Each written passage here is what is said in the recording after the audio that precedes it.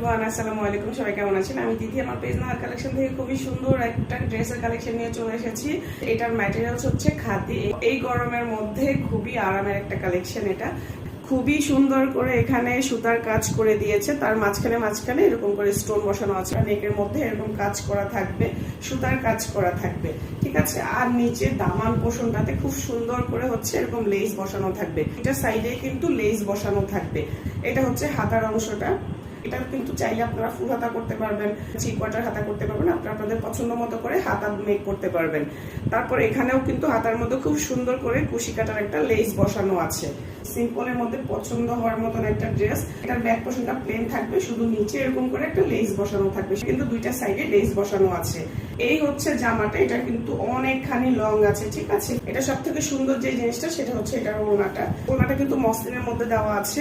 ওড়নাটার নিচে কিন্তু এরকম করে হচ্ছে লেস